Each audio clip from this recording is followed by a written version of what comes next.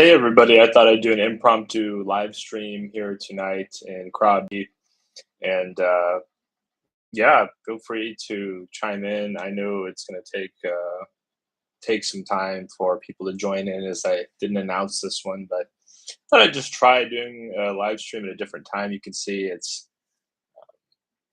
the sun is just set and it's just a beautiful night. It's been pretty uneventful here in Krabi.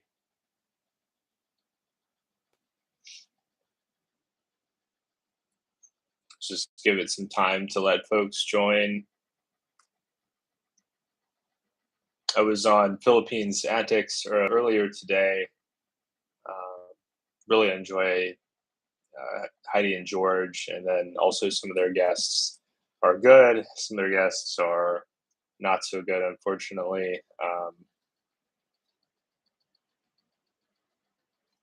It's not a critique of them, but some guests can be quite mean spirited at times.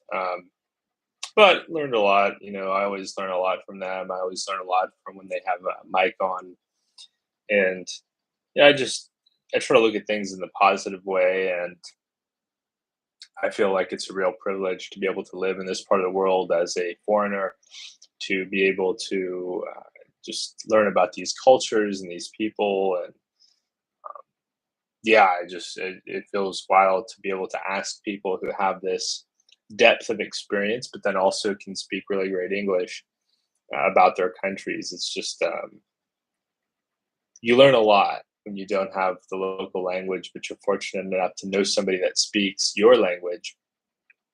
And really look forward to going back on there. Hopefully, there's there's some of the other guests will be nicer next time, and we can have a more productive conversation.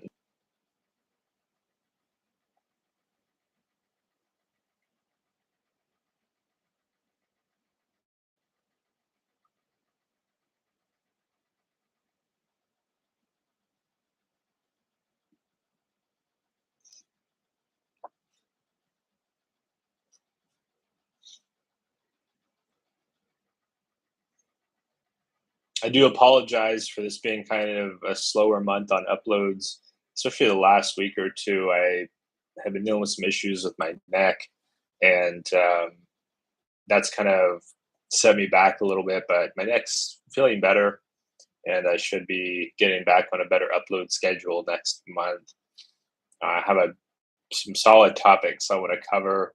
In fact, one of the sometimes I'll have a topic that really sticks out to me. Like, man, this is going to be a really good one. I've got one that I think is going to be really good that I'll probably shoot tomorrow, and I'll try to have it done by tomorrow night. May have to come out Monday if I have to stay up too late working on it tomorrow night.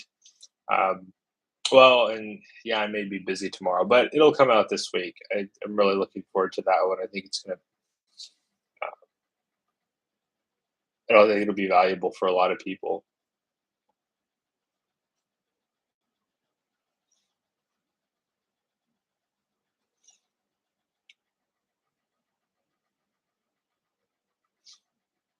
I am going to Bangkok next week for my visa extension, and I'm trying to decide how long I want to stay in Bangkok.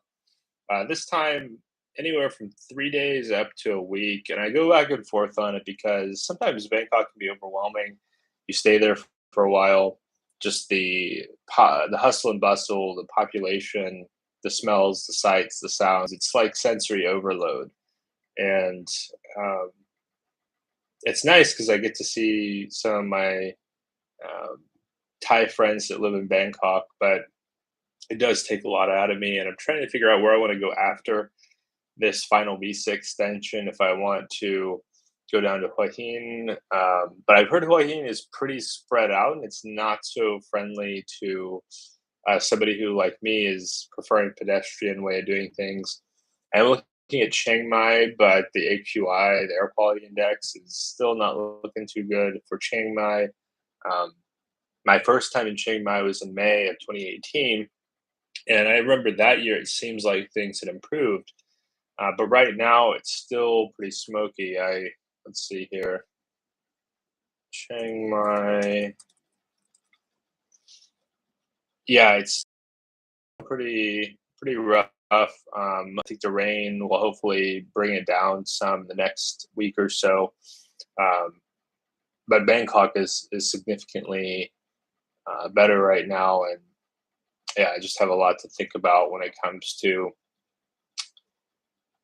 next steps and where do I go next. I'm just basically down to planning my last stretch of time here in Thailand for a, I'm not sure when the next time I'll be able to be back in Thailand will be.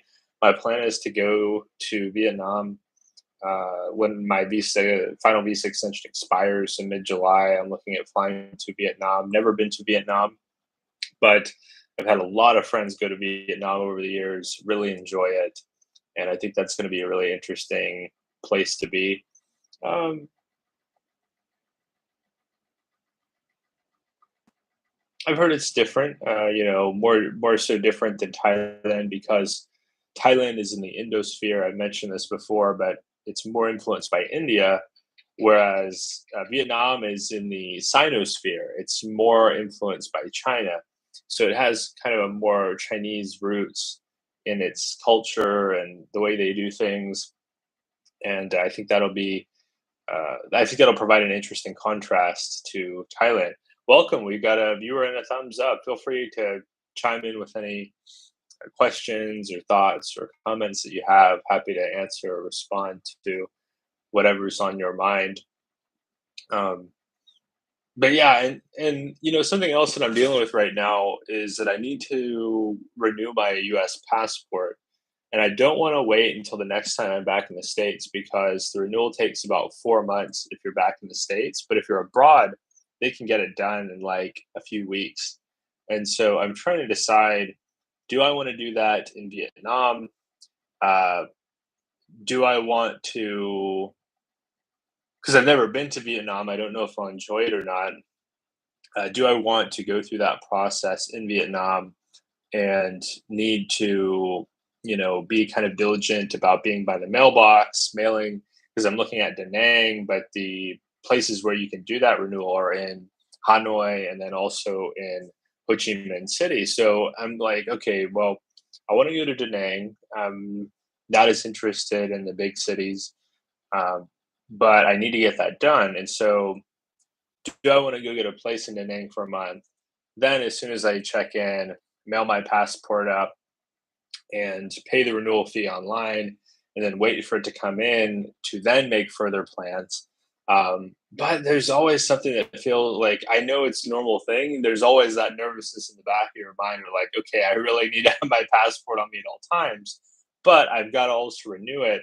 And so being kind of passportless, I could imagine will be a bit of an anxious feeling, even though everything will go smoothly, I'm sure. And I don't anticipate any major issues, but I think just woke up from a nap. I think that that'll be a good feeling when I have that done because that'll give me, of course, a passport with 10 years of validity as opposed to my current passport, which is down to a little more than a year validity. And to me, it's like I look at it as one of the most valuable or important things my country's ever given me. And so, um, yeah, I need to get that done. And then it's kind of a decision making process. Like, do I want to stay in Vietnam after I get that done? I'm looking at the 90-day visa, e-visa for Vietnam runs about $50. And that's, I think it's $50 for the multiple entry. I think they elect to give you 90 on arrival. So I think maybe I'll have to ask for it. I need to do a little bit more research on that. Vietnam has the trickiest kind of visa process in Southeast Asia for Americans, like Thailand, 30 days on arrival, Cambodia, 30 days on arrival, or but you pay $35, which you can basically buy the visa on arrival in Cambodia. Philippines, of course, 30 days, and you can extend it as much as you want.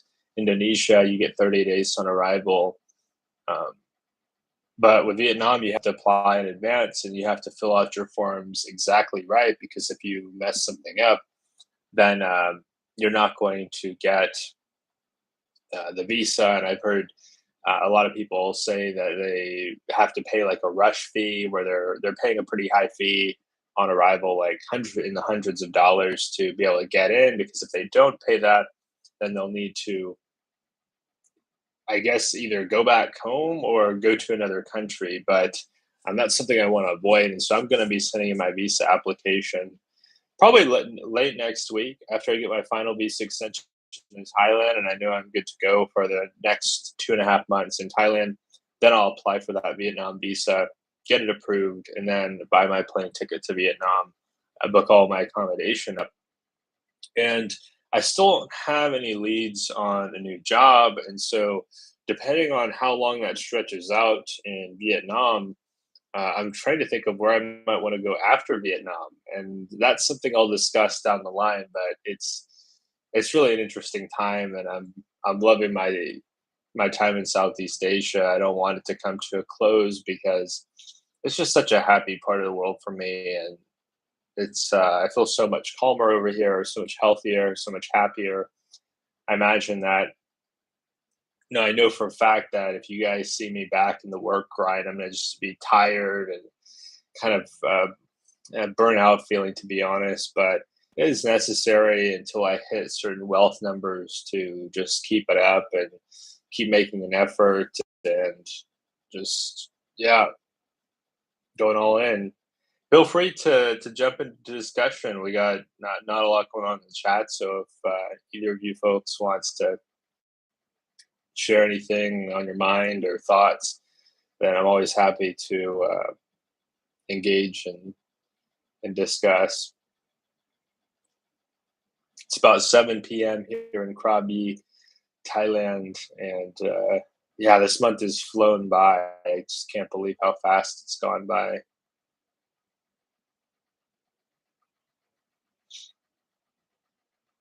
I'll be flying up to Bangkok Wednesday, and I'll have to get up early Wednesday morning and grab a cab to the Krabi airport and then fly to Bangkok. I'll then go to my language school. I'll take the BTS from Savanapum Airport, and well, no, I'll take the MRT. Yeah, I'll take the MRT, and then I'll get off in like via Thai, go to my language school, get my paperwork, and then I'm trying to decide. Like, it depends on the timing there. I think I get to Bangkok around 11:30 a.m. I'll probably get my paperwork around noon, 12:30, and then I may go down to Thonburi. I've been wanting to check that neighborhood out for a while. Never been down there before. I've spent almost all of my time in Bangkok east of the river, and I've spent like several months total in Bangkok. So I really want to do some stuff west of the river before I leave Thailand because there's this whole other part of the city over there that I feel like it's rare for tourists to get to see. And it's going to provide an interesting contrast to the Sukhumvit line that a lot of tourists see. Probably a lot of you guys, if you come to Bangkok, that'll be your first area that you're exposed to because that's where they have. Uh, it's really like one of the busiest or most like dynamic parts of the city. You've got all these shopping malls on the line. You've got all these big condo buildings. You've got all these different soys. You've got it's just really vibrant and it's really interesting. And but there's other parts of Bangkok as well. Like one area that I've become more familiar with just due to immigration runs is the north side of the city, and that's kind of interesting.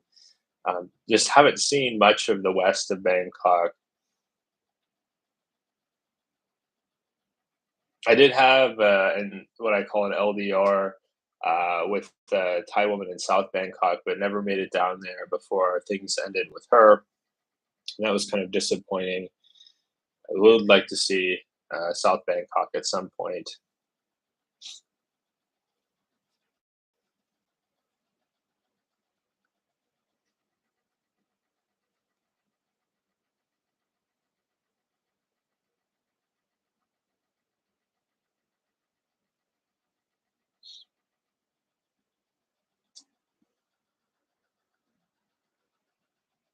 Do you know when you're leaving Thailand? Great question, THEC11335.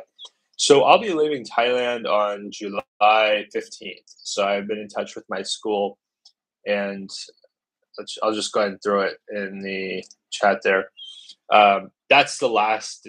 That's kind of the last date of my visa validity. So that's a Monday, and I'll have to go in probably the Thursday or the Friday beforehand, go to immigration, and well, first I'll go to my language school and get a letter.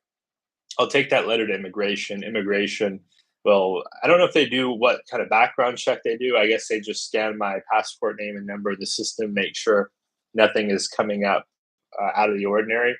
And then once I get that letter from them, basically it's like exit. I don't know if you call it exit clearance. I know that's what they call it in the Philippines, but they give me that exit permission, and I take that exit permission with me when I go to the airport. Um, and then I can show that that's immigration when I go to fly to Vietnam. Great question. And I got here. Um, let's see. I got here June 30th. So June 30th of last year. So that'll mark a year and 2 weeks. This time around in Thailand, and just have so much gratitude to be able to have been here for that amount of time. It's just been such a special experience. Trey Graphics FTE says, "Hey bro, appreciate your videos." Thank you so much, Trey. I really appreciate that. I want to ask, do you think a month allowance of $5,000 can afford an upper middle class lifestyle in a major city in Thailand? Yeah, $5,000, you're balling out. I mean, you could rent a really nice place in Bangkok for that. You could have, let's see, that's about, let's say $160 a day. You're talking about 6,000 baht per day, something like that. And with that amount, yeah, I mean, the challenge there, it depends. Do you want to do 1 month in one city, or do you want to do like 10 days in three different places? If I had the 5,000 budget for 1 month and I was here on vacation, um, yes, you're not into partying and drinking, but just want a nice area, safe and chill lifestyle. Yeah, you'll be fine on that amount, Trey. I don't know if that's including. I don't know if that's including your flight price. I guess I'm assuming not, but you'll be fine with that amount. I would struggle. Outside of Bangkok, I would struggle to spend that amount of money. Actually, like when I first went to Chiang Mai, I spent around 2,300 in a month, and that was me going out of my way to spend money.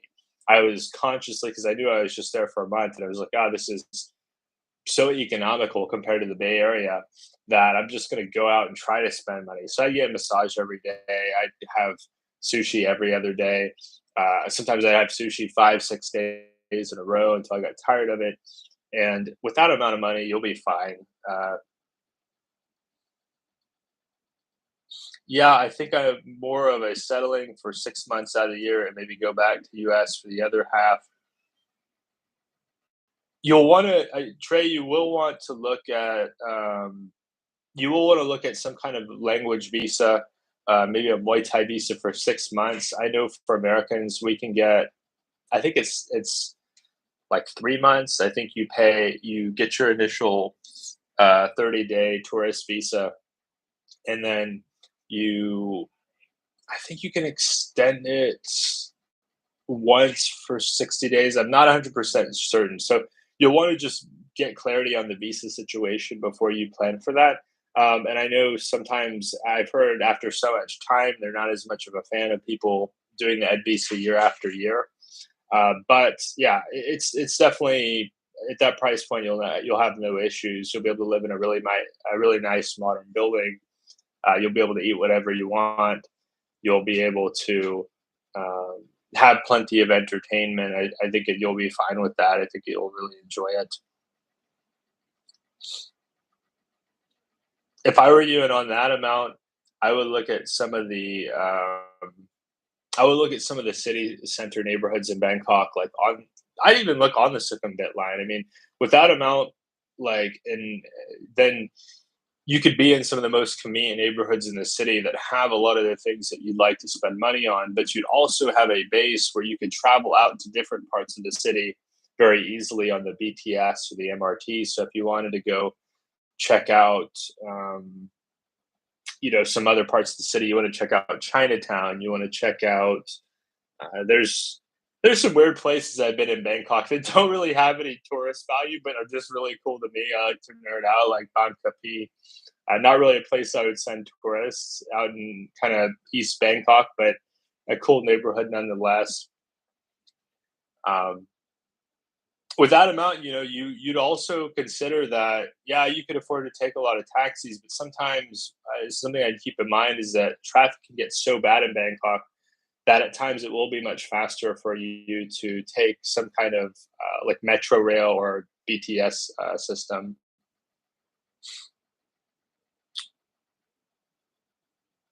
DH Kim says you love Chiang Mai, but the air quality there is a big worry. Yeah, the air quality is only an issue, DH Kim, a few months out of the year. Um, to me, it's perfect because like I like vacations and breaks anyway. I tend to get some cabin fever if I'm in the same city for too long of a time without a break. So for me, it's like, okay, if I were to live in Chiang Mai long term, like let's say I get to 50, I think at 50 you qualify for a retirement visa. This would be about 18 years from now for myself. Then what I would do is I would rent a place in Chiang Mai, and then every February I would go off and travel either outside of Thailand or I'd travel to the south of Thailand. I'm in Krabi right now. The air quality is great. Let me look that up. Actually, Krabi AQI.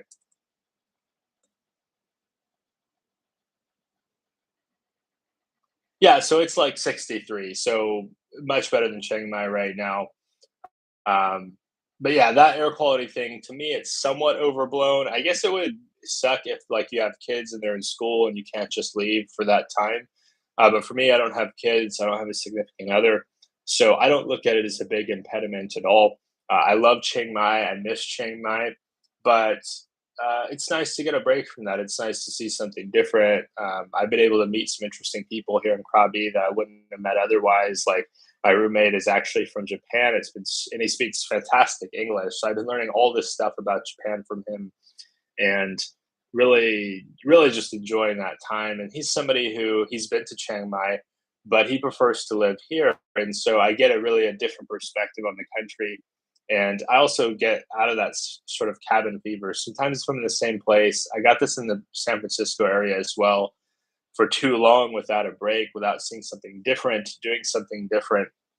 Then I just get stressed out, bored, kind of listless. Every day kind of looks the same, especially in a tropical environment where the weather doesn't really change as much, or a Mediterranean climate like back in California, the weather just doesn't change much. So I need to break up my routine. And fortunately, in Thailand, it's very, very cheap to fly to other parts of the country. My flight from Chiang Mai to Hat Yai was like 2,000 baht. So under $60 to fly from almost the far north of the country to almost the farthest southern point of the country. And it was very different. Hat Yai and Chiang Mai are very, very different. Hat Yai has like tons of tourists from Malaysia. You have a Chinese population that I think is bigger than the Chinese population in Chiang Mai. And I learned a lot. I mean, I learned a lot from getting out of Chiang Mai. Even though it's like my security blanket, it's my place where I feel happy. I needed to see something different. Trey Graphics FTE says, "Would you prefer Bangkok to Pattaya?" Absolutely. Pattaya to me is like has a Las Vegas vibe, um, and if you're into partying, I think there's arguably no worse city, or there's no better city in the world for partying and having a good time than Pattaya. I mean, Pattaya, it's in some ways it feels more 24/7 to me than Bangkok because I would go out walking in Pattaya at like 1, 2 in the morning, and sometimes just going out for a bite to eat. And you see, there's in Pattaya, it's still lively late at night. There's still people walking around. I remember going to the convenience store at like 2 o'clock in the morning and be full. And so in Pattaya, you have such a party atmosphere that you can there's always something to do, there's always activity, there's always people hanging out, but I'm not as much of a partier these days. 10 years ago, I think I would have loved Pattaya. When I was in my early 20s, I was kind of a, I don't know if I'd say wild, but I really like to go out and do a lot. Um, and so I would say if you're not into that, you're going to find a lot more variety in Bangkok. When I was in Pattaya, I felt bored at times because that's not as much for me, and I didn't feel like I could really take advantage of the lifestyle that Pattaya offers. Um, Jomtien is a bit better. Jomtien is not quite so party centric, so party focused. It's a little bit slower, but it still has some of that like atmosphere that I think people either love it or hate it. I didn't like the some of the aspects of patio where you're not gonna feel like a local person, and it's not that I feel like a local in Bangkok, but in Pattaya, it can be such a transactional city that you're probably gonna struggle to make some of those connections that I think are easier to make elsewhere in Thailand. I found that when you are in Pattaya, people assume you're there to party and spend money, and so you're always gonna have people coming up to you asking, "Hey, do you want to come in this business? Hey, do you want a massage? Hey, do you want to eat this food? Do you want to go in this? Do you want a tour?" And that kind of like constantly getting solicited for tourism. I understand it. Like the city runs on tourism. I do not fault them at all. Pattaya is one of the most popular places to go in Thailand, even in the world and in Southeast Asia. But I think if you're wanting a more normal lifestyle, you're going to have an easier time in Bangkok because you've in Bangkok you've got a world city. In Bangkok, you have people there for all kinds of different reasons. You have people coming there for international business. You have people coming there for romance or trying to meet a significant other.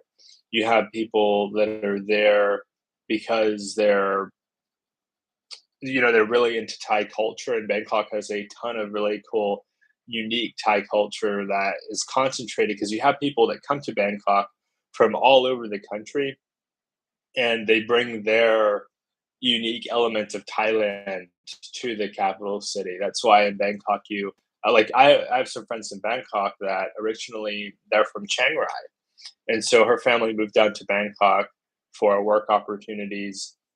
So even though she's technically Thai and she's technically in Bangkok, she looks more like a person from Chiang Rai, and she has a Chiang Rai accent, and she's a nice person.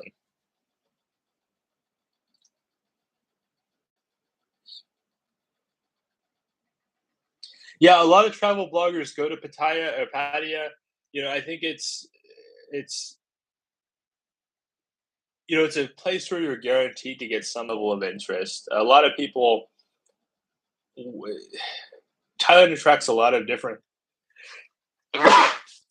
apologize, a lot of different kinds of people, and so some people, they're gonna fly to Thailand and they're gonna head straight down to Pattaya because they want to, as soon as they get here to Thailand, be having that kind of party atmosphere, that kind of party lifestyle, and a lot of vloggers are attracted to that, and I partied some when I first came to Chiang Mai 6 years ago, but, after a while, like, you know, back home, I was often partying to escape my problems. I was stressed out. I didn't like my job. I didn't like my relationship. I didn't like um, whatever was going on in my life at the time. And so on the weekend, I'd party and blow off steam.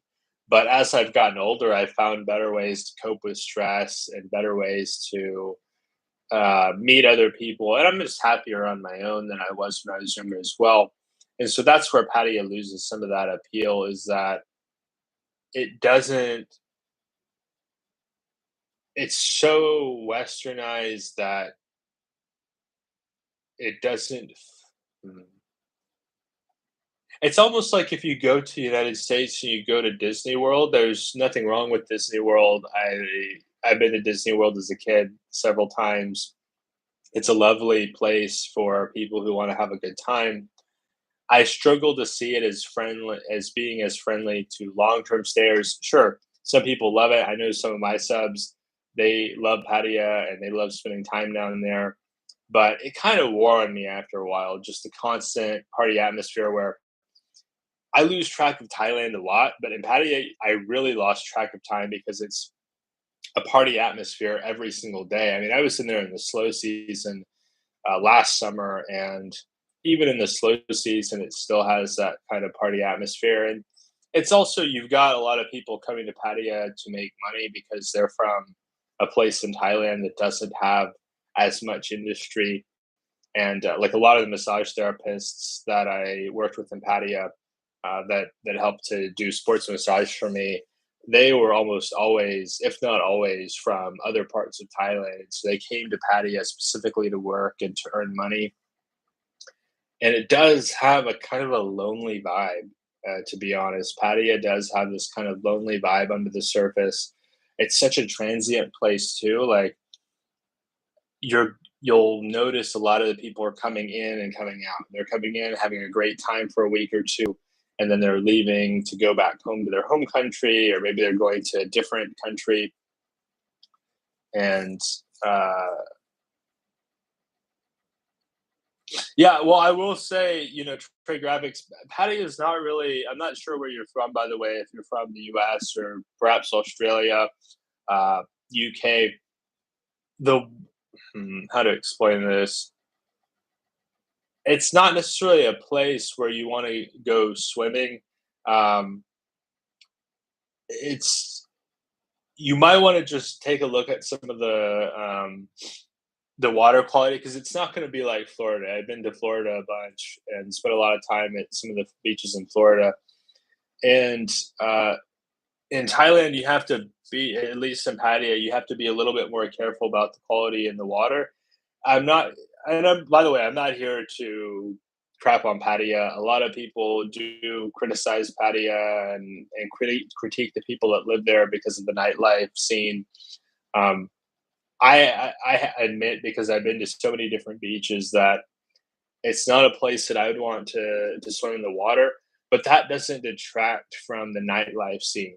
To be honest, I feel like we're spoiled by beaches in the United States. America has some of the nicest beaches in the world, whether you're in Florida, you're in Hawaii, you're in California, pristine beaches that are gorgeous to look at, like something out of a movie. And, in Pattaya, just well, they're super developed, right? So like the beaches tend to be a bit more crowded, and then also um, you're not too far from industry, and so I wouldn't necessarily recommend thinking that you'll go down there and go swimming. If you're wanting to get more in the water, I would say looking at other places in Thailand, like the Thai islands, um, also areas near Krabi, where I'm at now. Pattaya, the bigger appeal is the nightlife, the entertainment, the party scene. It does have that Vegas feeling. Um, Not so much kind of like a tropical beach destination. I was surprised by that, by the way. I'd never been to Pattaya before last summer, and I was kind of surprised that you don't really see people swimming a lot. You don't really see people in the water as much. I saw it a bit at Koh Lan, I will admit. Like, Koh Lan is this island where you go to the pier in Pattaya, and it's like 30 baht each way. It's definitely subsidized, which is really wonderful that they make it subsidized and affordable. But you could take that 30 baht bus or ferry ride over to Koh Lan, and I did see people swimming over there. And it's something where it's like, would you want to rent a place in Pattaya and then be going back and forth all the time to Koh Lan? I don't think so.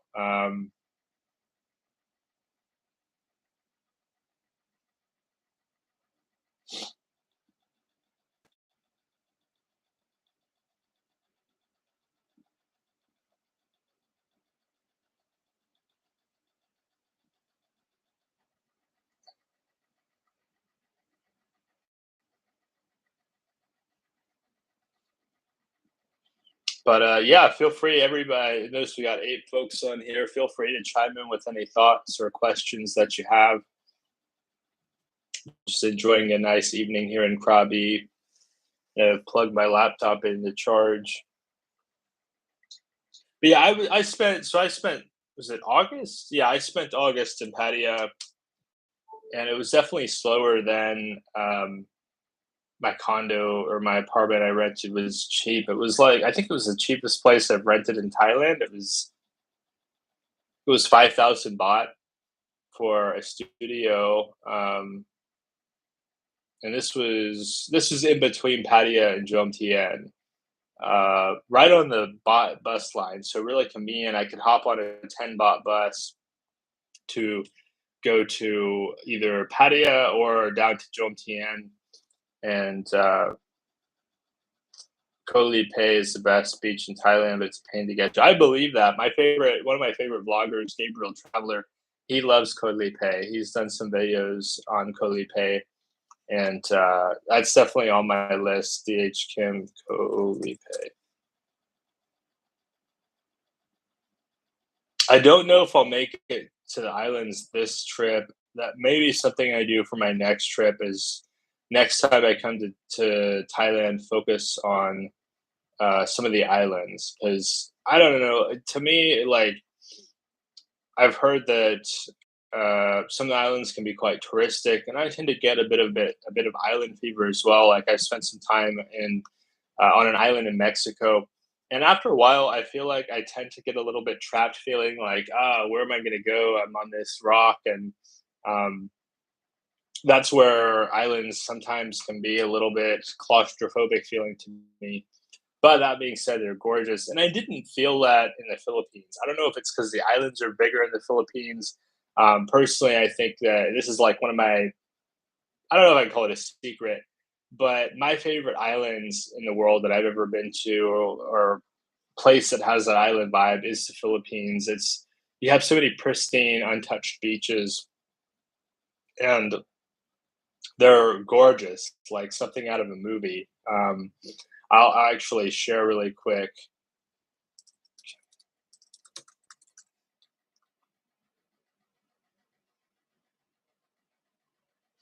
I'll share Kemi again. This is one of my favorite places in the world that I'll share with you. This island is gorgeous. I you so that's This is the main island in the background here, Kemigan, and then you take a little boat over to this island, and then you go swimming in the waters here. And I saw all kinds of fish. I mean, I saw like clownfish and a lot of other species I didn't recognize, but it's incredible. This tops anything I've ever been to anywhere in the world, and a lot of places I've seen as well. And it's just so undiscovered. And I think the future of this place will become super popular. Like it's just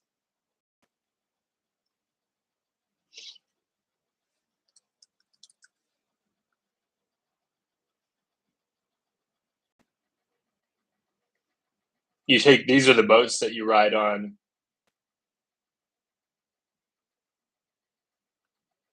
and it kind of changes shape a little bit, like as the tides change, and it's just so beautiful. And I hope to go back at some point to Cam again. It's really stunning. Trey Graphic says, "What part of Thailand has the most English-speaking population? I do plan on learning the language, but would like to have some wiggle room as I learn." Um, I would say Trey Graphics, Bangkok, the islands, and Pattaya as well. Bangkok and the south of Thailand, broadly speaking, are going to be your best bet. Hat Yai, well, I wouldn't recommend it for your purposes, has a lot of English too because of the proximity to Malaysia, where they do have a lot of English in Malaysia. But I would look at, if I were you, Bangkok or the islands. I think those are going to be your best bets. And Pattaya as well, but if you're not as much of a party guy, then Bangkok and the islands are going to offer more of that English without necessarily that party atmosphere that you may just not be as into. DH Kim says, "I heard Hua Hin is good for a weekend." That's kind of I'm interested in my next spot. I am seeing that it's a popular place for retirees, but that there's not as much going on. I've heard it's kind of like the anti-Pattaya in a way, in that it's also in the Gulf of Thailand. It's across the Gulf. They used to have a ferry that went from Hua Hin to Pattaya, which I think would be kind of interesting to take. It's not currently running. I think they closed it during COVID, but I want to go check it out, see what it's about. But I worry that I'll get bored there after a week or two because it's one of the more low key places in Thailand. But I mean, I feel the same way about Chiang Mai, and Chiang Mai is, like I said, one of my favorite cities. So I don't know if I will consider it a downgrade or um, not as good. But yeah, great point. Hue Hin is a really popular, beautiful city, and I think it'll be interesting to see just like, do I like that slowed down vibe? I think it'd be a great place for me to make videos, right? Because if it's quiet, then I have a lot of places I can go check out and shoot. Whereas times here in Krabi, it can be a little bit harder to shoot because like there's a main drag from where I'm staying in Ao Nang down to the beach, and walking along that main drag, there's a lot of traffic, and so that could kind of make it hard to shoot because I I don't like listening to super loud videos where you hear a lot of stuff going on in the background. So I don't like to make super loud videos, and so some of those can be a little bit more challenging to make here in Krabi. Whereas I feel like if Hua Hin is not as busy, then it'll provide more opportunities to shoot. Um, Trey says, "Thanks for the info, everyone. Just looking for a place to semi-retire at. Low cost of living, clean air, and decent internet are my main concerns." Yeah, in that case, you mentioned clean air. It seems like to me, just based on what you're talking about, that the islands are going to be your best bet. I would look at some of the different islands. I'd research. You can pull this back up. Thai islands.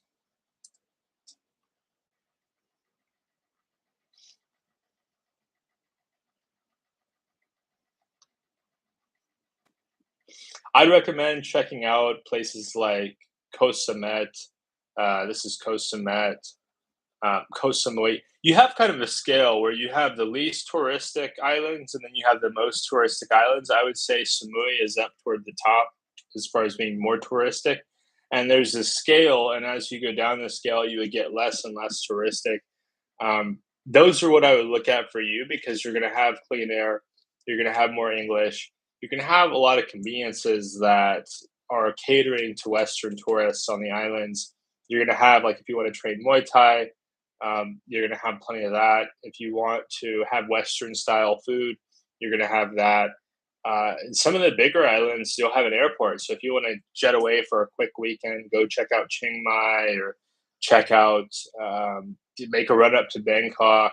Um, what else? Some of the popular things. Maybe check out a national park. If you want to get away, some of the bigger islands are going to offer you an airport where you're able to fly to these places, and some will also offer ferries. Where if you want to see a different island, you can hop on a ferry, and you'll be able to go and see something quite a bit different. Hi Jay, salute. Nice to see you, Jay. I hope you're doing well tonight or today. I'm not sure what time it is in your part of the world.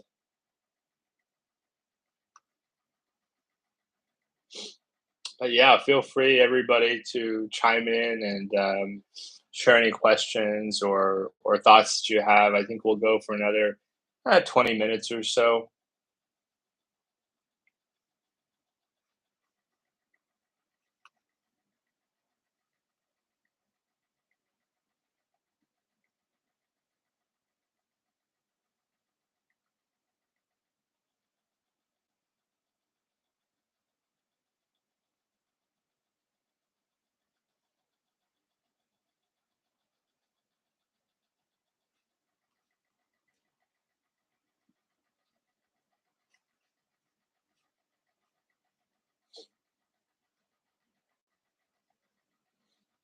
And uh, feel free to, yeah, I'm kind of wondering if my signals. Hi, Pinto. How are you doing tonight? Feel free to chime in with any questions or comments or thoughts that you have just here in Krabi. Here for a few more days. I want to check out Riley Beach. Monday. I'll probably go down to Riley on Monday, and that's like I think it's like you take a long tail boat over to. Actually, why don't I show that? It's Riley.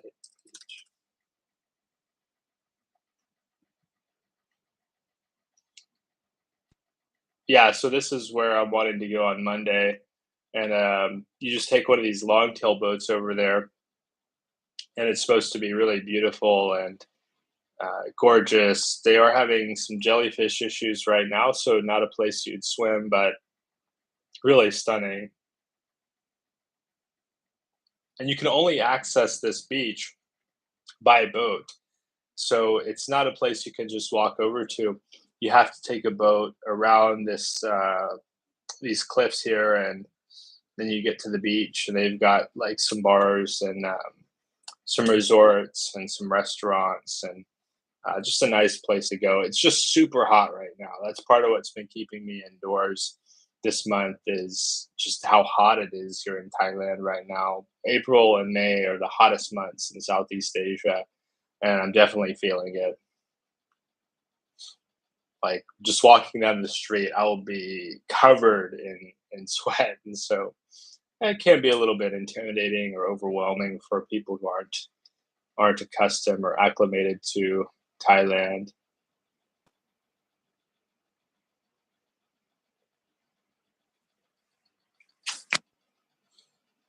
But yeah, throw any questions or comments, thoughts you have down in the chat. I'm always happy to engage or respond to whatever anybody shares.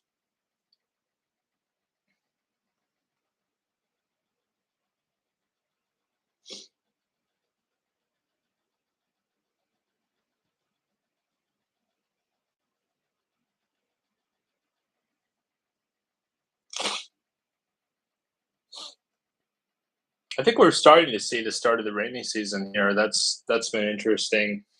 Um, and the rainy season will help things cool off because the humidity and the temperature seem to come down after a hard rain. We had some rain at night a couple nights ago. It hasn't rained since then, but hopefully we'll start to see more rain in the coming weeks.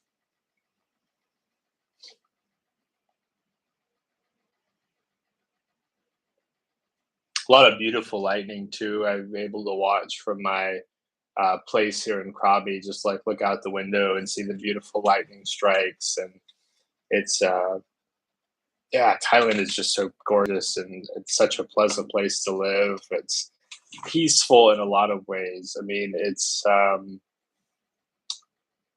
special, and I'm really glad that I've committed to a year over here. For how long are you in Thailand? So I came here last summer, and I'll be here until this summer, and then this summer I'll be headed out.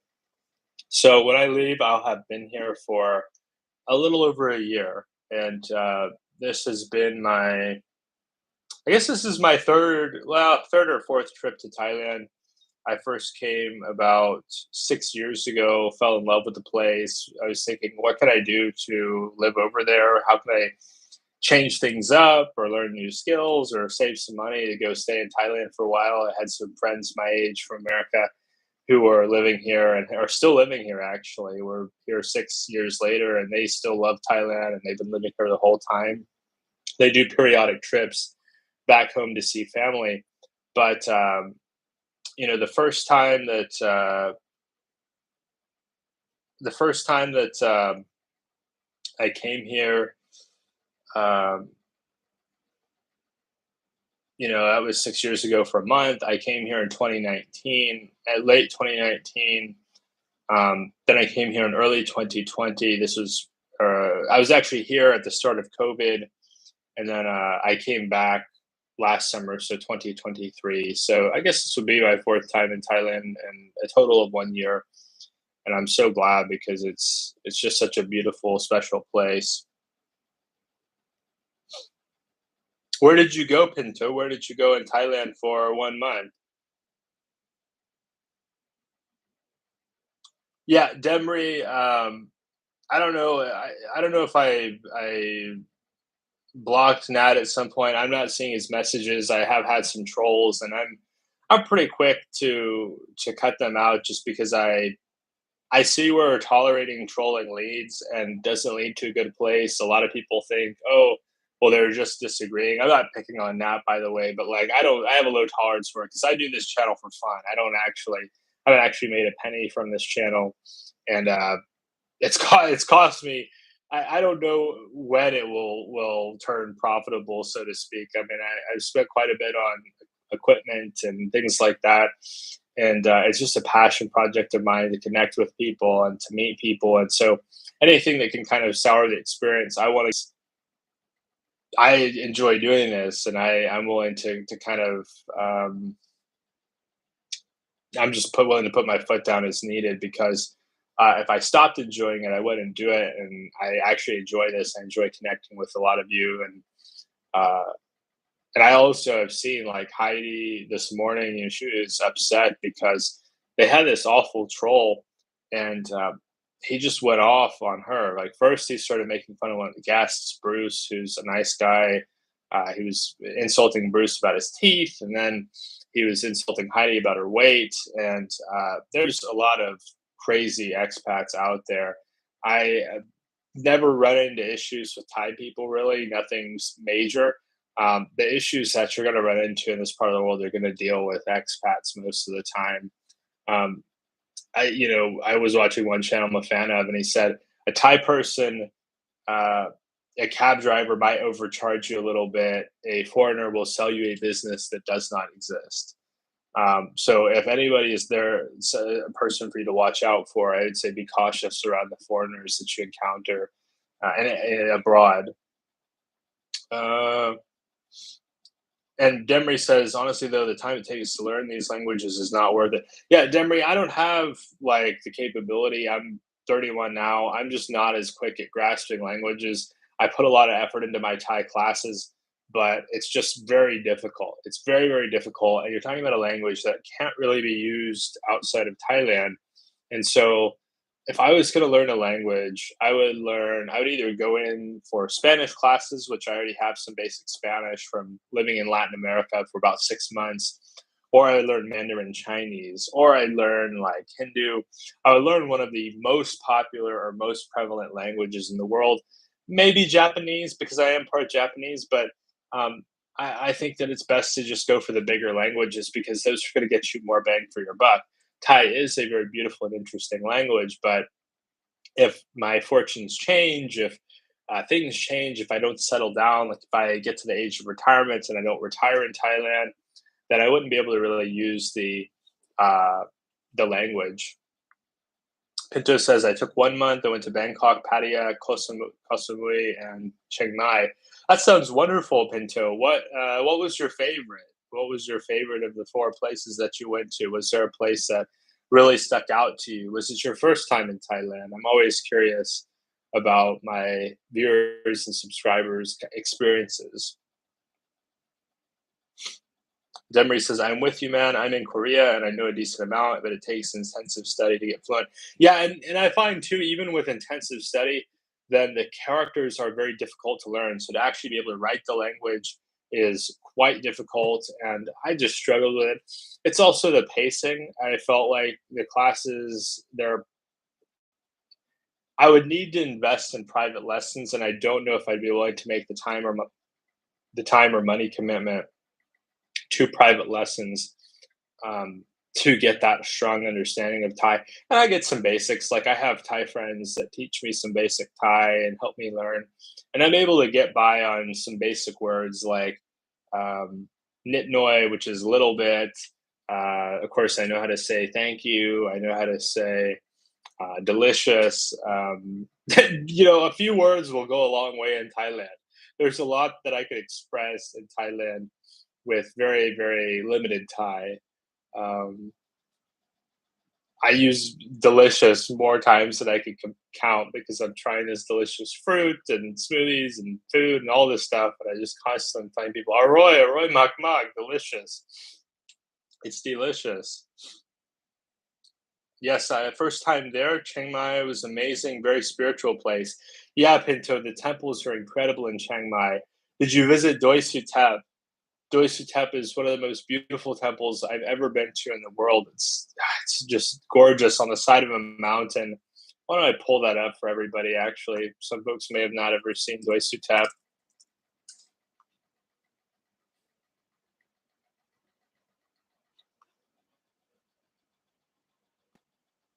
Yeah, absolutely stunning.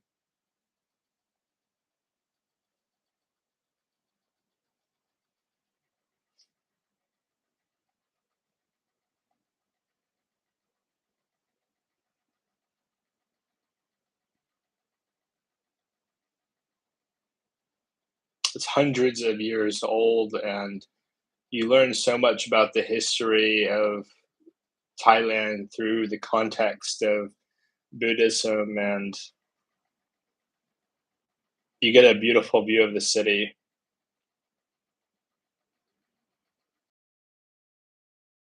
So about Koh Samui is I have some friends that live in Koh Samui. They've been living there for about a year, and they've invited me to come stay with them, and I'd love to go see them. But for me, when a place is too, oh no, um, I'm sorry to hear that. I'm kind of worried. What if it's a connection issue? Um, I'll stop sharing. Oh, okay. So okay, I'll go back and share it again.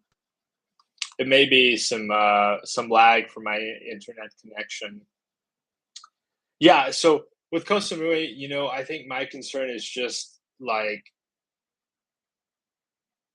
how to explain it.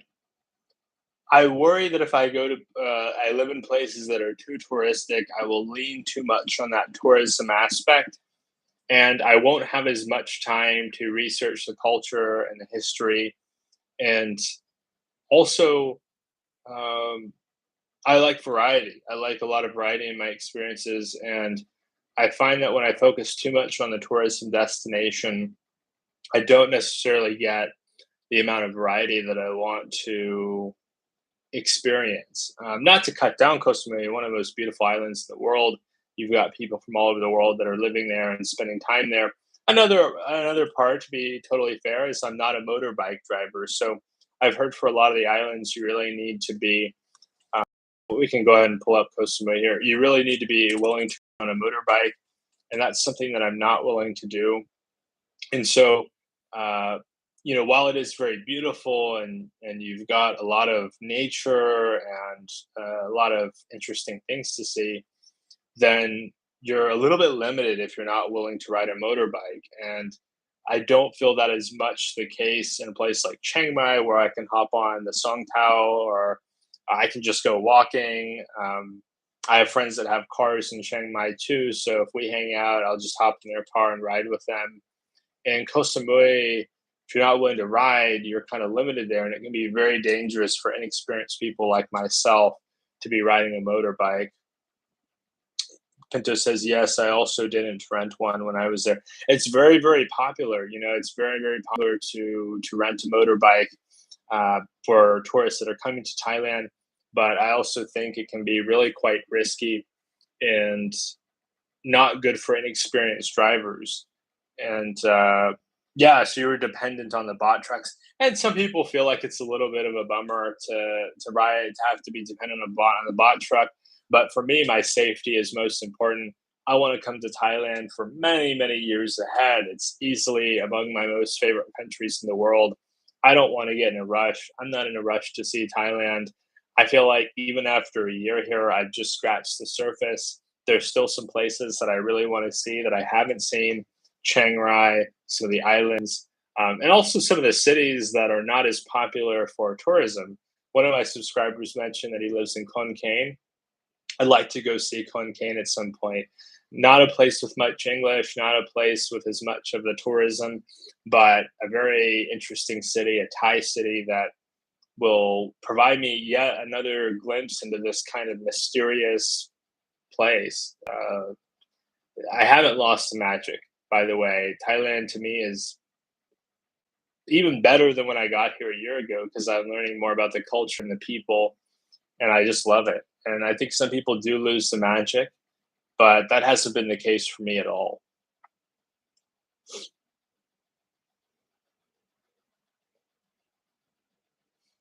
And I noticed with a lot of long-term Thai expats, like my buddy here, you know, the magic just grows for them. Like they just like it more over time. They connect with more Thai people. They see more of the country. They learn more about the culture, the language, the way they do things here, and it's just such a special place. I mean, Thai people are among the nicest people I've ever met in my life, and they have so much to teach me coming from the West, where we're always in a hurry, we're in a rush, we're trying to get things done and move things forward and be productive. And we have all these things that we have to get done, and we're hurrying around. And you come here, and people are laid back and calm, and they still work hard, but they don't always. They just don't have this nagging kind of agitation that we see in the West at times. There's so much for us to learn from Thai people and the way that they conduct themselves and the way that they're close to their families, the way that they make the best of difficult situations, the patience that they extend to everyone, the non-judgmental attitudes that they have. Um, and I could go on and on about how much I enjoy being here and how much I've learned from being here. And uh, it's uh, Thailand will always have a piece of my heart. Let me put it that way. But we're getting past the hour mark. I did want to move toward wrapping things up. I appreciate everyone who's joined us tonight. Thank you so much for helping me with this wonderful discussion. I hope it's been helpful for you as well. Definitely give us a thumbs up if you haven't already. It helps to get this out to more viewers. And if you haven't subscribed, if you're watching this on a replay, would love it if you'd subscribe and join us if this content is valuable. You'd like to see more content like it. Um, but yeah, feel free, everybody, Pinto, Demry, anyone else watching, to chime in and share any thoughts or questions in closing. Happy to tackle remaining um, topics for everyone.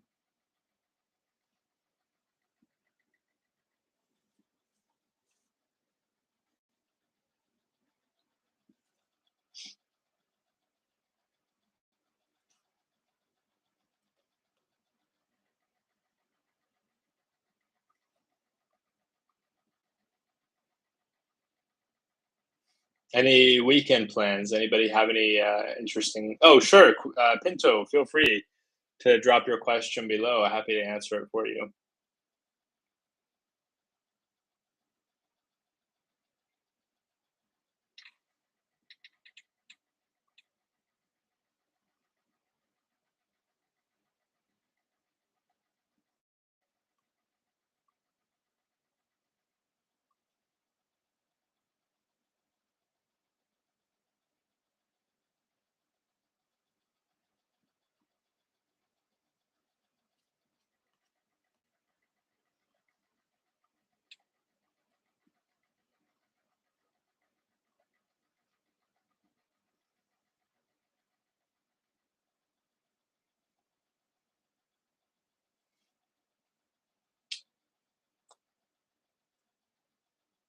Regarding 1 year trying a new place, I always wonder if it is feasible with a small budget. Pinto, depends on how small your budget is. I estimated around $20,000 for the year in Thailand. I That's not all the resources that I have. I'm not going to specify my assets or net worth or anything like that. Um, I probably undershot that a bit, to be honest. I'm a pretty frugal traveler. I have very basic needs. I enjoy having a quiet place to read and to learn online, to study. Um, I enjoy a fairly simple lifestyle. So 20K may seem like not much at all to some people. I know one viewer mentioned he's planning on 5,000 per month over here. Whereas other people would say, "Oh wow, how could you spend 1,500 per month? That's so much money." So small is it's always important to quantify small and Jomtien seemed very cheap when I was there. Yeah, I'd say Jomtien probably has the cheapest rents of anywhere I've been in Thailand. tons of options, tons of choices, especially in the low season. The city seems to be built up for peak season to have as much opportunity for people to come in and enjoy themselves in peak season. But certainly in low season, you've got cheap rents. But yeah, I would say, quantify your small budget. For me, I felt fine saying, you know what, I've got this 20K, I can afford to spend it. I may not spend all of it, but it's there. Um, I've gotten a good variety. Of course, I'm not a person who needs to be in Bangkok. If I needed to be in Bangkok, I would want more than 20K. I'd probably want more like 25K for a year. If I wanted to live in the islands, I'd probably need more like 25K a year. You're going to have more expensive rent and food in the islands and in Bangkok, not to mention transportation will also be pricier. But I found I found it to be I found it to be this 20K mark is fine for Pattaya, assuming you're not super into nightlife or Chiang Mai or Chiang Rai. I think you could do just fine with that amount here in Krabi as well. Hot Yai, you could do Hot Yai on that amount. Um, Ayutthaya, if you want to go up to Ayutthaya, these are all places I've been, and I would feel fine on that amount there. Your basics aren't so expensive in Thailand. I found it's really the level of luxury that you want, right? If you want to have Western food that's imported, that's going to really jack your budget up. If you want to be engaged a lot in the nightlife scene, partying a lot with uh, people, then that's going to cost a lot. I'm not a drinker, so that helps. That helps me cut down some. But if you're somebody that likes to go out for drinks, that's going to cost more. I look at it this way: your cost of life is low in Thailand. Your cost just to exist is very low. Your cost of living can be as high as you want. So depending on how you qualify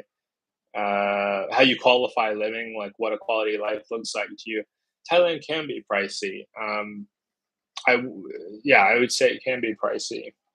Demry says, "Is it super hot there?" Absolutely, it is extraordinarily hot. It's with the real feel with humidity. It's been like 116, 117 Fahrenheit here in Krabi, and that's during the day. At night, it'll be around 80 Fahrenheit. So yeah, super hot, super hot.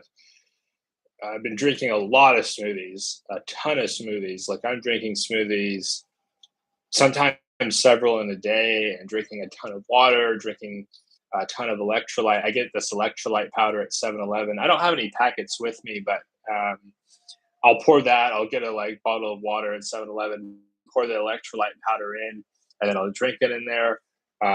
April and May are the hottest months in Thailand. So if you're somebody that is averse to extraordinary heat, I would recommend looking outside of May or April. A lot of people that are really well to do, from what I've heard, that are long term people, like they stay in Thailand long term, in April and in May, they'll go to Europe or they'll go to Japan or they'll go somewhere else that is not quite so hot.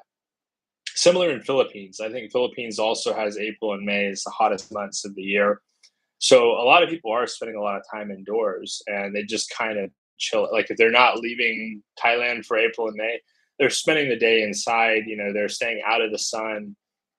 Maybe they have things they could do online. I certainly have a lot of chores I could catch up on my computer. Like I got a tax extension. I got to finish that so I can get my refund. Um, what else? There's a lot that I need to do.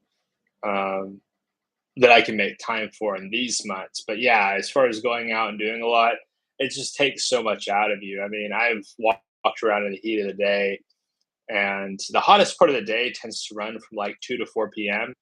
And when I'm out during those hours, I'm just done. I mean, it just sweating so much and exerting so much energy that I don't want to do a lot if I go out during the day. So I've kind of learned to try to take more of a siesta, kind of similar to a style that they have in Mexico. Which neighborhoods do you recommend in Bangkok? Do you recommend not touristy but close to BTS markets? Um, BTS or markets? That's a good question, Jinsa.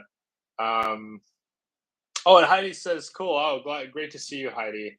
I was just on Heidi and George's stream. Recommend checking out their channel. I'll throw the name of their channel in the chat so you can check them out. They're great and they cover a lot of interesting topics. And they Heidi and George both like have a lot. They have an interesting perspective, and they they're in a there's a lot of vloggers out there with an agenda, and I just don't see that with them. I feel like they're really trying to help people, and they're trying to they're trying to share a lot of value and really cover things how they are. Like they want to be honest, and they want to share with you that the reality, right? Because I think a lot of people, they come in and they're trying to like sell you on something, and I don't get that impression from them at all. I think they're trying to really share the realities of life in the Philippines, life in Southeast Asia. And to me, like I get a lot of value from them. I recommend everybody watching to go check out their channel. And from time to time, you'll see me pop up in their live streams as well. They've always been welcoming to me as a guest, and welcoming of my perspective, as limited as it is. So a lot of gratitude for George and Heidi. But yeah, getting back to your question, Jinsa, which neighborhoods in Bangkok do you recommend? Not touristy, but close to BTS markets. One that I would say that you might look at, Jinsa, is Chatuchak. Chatuchak has the largest market, perhaps in all of Thailand. Let me pull this up for you, actually.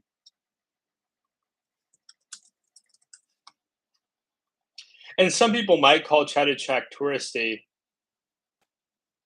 but it can be touristy, but um, there's also kind of a lot of twisting alleyways and a lot of places to get lost.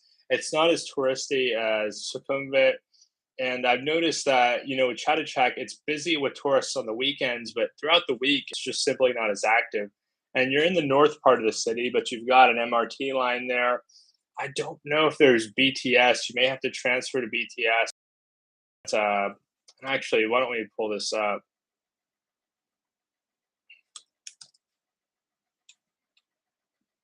We'll just go to Tomburi.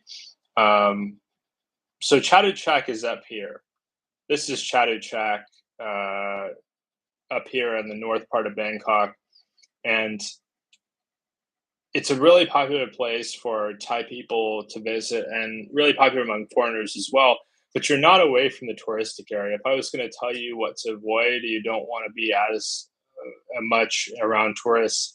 You'd want to avoid this area here. Through here, you're just going to have a lot of tourists, and it's convenient, right? I mean, I'm a fan of this area due to convenience, but if you're somebody who doesn't want to be on that tourist line as much, I'd say looking at the north, coming out here to Chatuchak. I'm also a fan. I mean, it's not really centrally located, but some like kind of on the outskirts of Bangkok are getting BTS lines, and so you're seeing places that formerly seem to be kind of cut off that are really easier and easier to get to over time. Like I'll show you another neighborhood I'm a fan of. I don't know,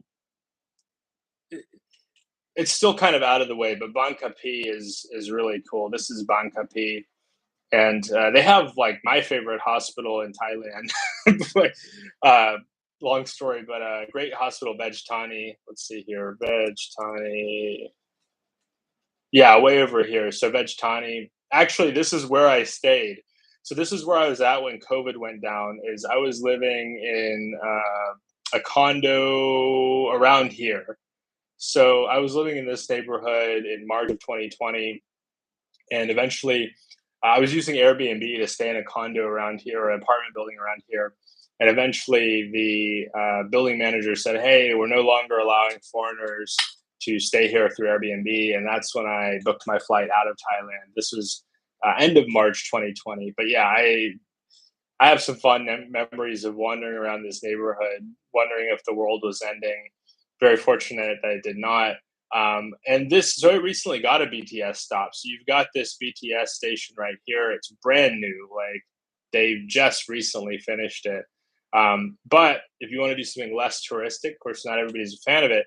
You see down here, you could walk down here and you've got these canals. So you could take this canal boat all the way down here and you can end up like right very close to the city center. So I would say those two, Bangkok, a little bit different, kind of far out east, but still part of the city and not quite as far as the airport. You have Savanapum out here, so you know you're not quite all the way out there, but it's not going to feel as touristic. You're not going to see whenever I've been in Bangkok and I've been there this trip as well. Rarely see any tourists. People, it's where a lot of Thai people live. I have Thai friends that have never even been to this neighborhood. I have friends who grew up in Bangkok who are my age in their early 30s that they're like, I just have never had any reason to go out there. So part of what I would suggest in your search is looking away from Sukhumvit and just kind of like looking at some random weird places. Like something that some people would benefit from is if they were to come to Bangkok for a month, book a week in 4 different neighborhoods. So pick like 4 different neighborhoods where you're like, okay, I'm going to try this one for a week, that one for a week, and we'll see what all they have going on. And maybe I like this one because they've got certain mall that I really like. Maybe I like that one because they have the certain style of cuisine that I really like. It's There's so many layers to Bangkok, and for me, I've discovered more and more of these layers over every visit. Where I started off by being in some of the tourist areas and branching off, like, oh, that looks cool. What's over there? Or you know what? I need a break from this crowd of tourists. Where can I go where I'm not going to have as much of that? And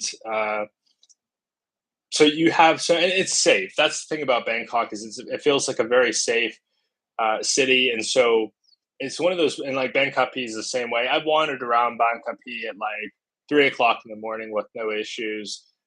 When I was staying out there, my sleep schedule got messed up where I was like going to sleep at 5 p.m. and waking up at like 1, or I was going to sleep at like 5 a.m., waking up at 1 a.m., 1 p.m. Another one I would say, this is close to the city and it could be construed as touristic, but I didn't feel like that was as much the case. This is You're not far from Khao San Road, which is admittedly extremely touristy, but here it doesn't really feel that way. It feels very Thai. Like it may have just been when I was here around the time of the pandemic, but got a bunch of late night scenes here. I remember staying up till 5 o'clock in the morning, working on math. I was taking some math classes online and uh, wandering around this neighborhood, Bobe Market area, and finding like this lady serving pad thai. She stayed up all night, sprayed pad thai. Um, you are in the city center or closer to the city center where if you want to go check out different stuff, you're not far. Like I've walked from here to MBK, right? I've walked from here to Siam Mall or taken a bus. It's a short cab ride, taken a motorbike taxi, but you don't feel quite as slammed with tourists because they don't have as much hotels. Like they've got the Palace Hotel, but aside from the Prince Palace, I didn't really notice a lot of big hotels around here. But you've got proximity to some of the attractions, like you've got the Grand Palace is around here somewhere. Let's see, yeah, so you've got the Grand Palace over here. So um, some of these in between places, some of these places that they don't have the tourist attraction, they might be close by, but they have a lot of local flavor. They've got people that live there. Going back to Bow Bay, there's like a textiles market here too. So this is one of those design districts of Bangkok where you see a lot of people that are in a textile business. Some of these businesses or former businesses are being converted That's something that I stayed in. I stayed in this big, like 4-story complex where this guy owned this big building that I think used to be a place where they made clothes, and he was turning it into condos.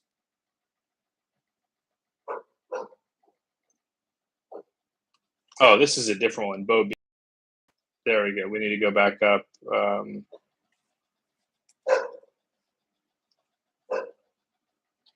That's kind Anyway, yeah. So you've got a lot of variety here, but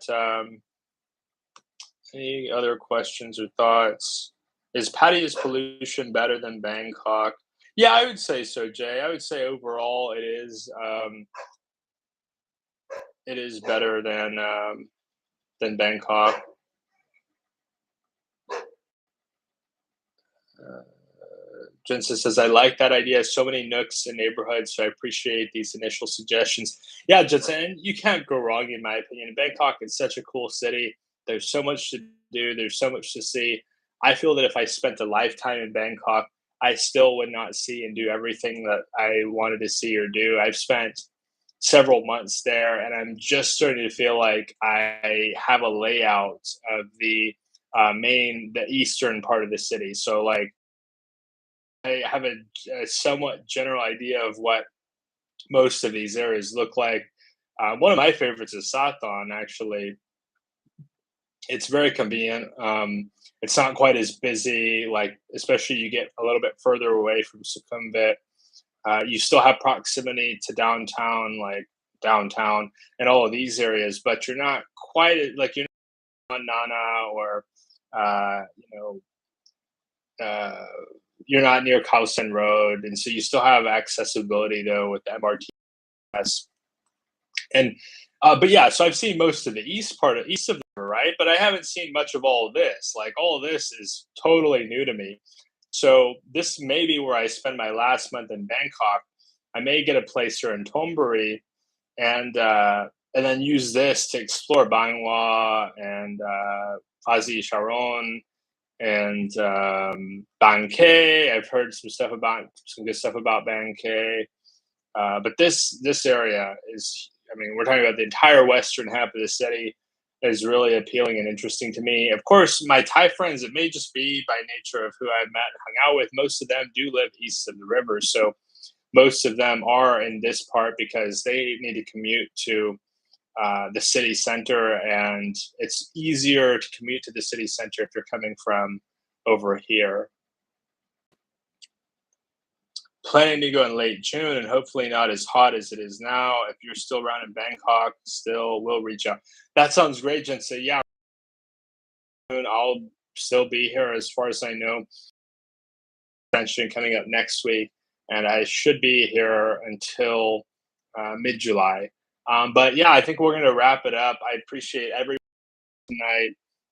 Thank you so much for everything, and look forward to more streams in the future. This is a much better time, I think, for a lot of my audience. So I'm going to aim to shift to be doing these in the evening as opposed to midday.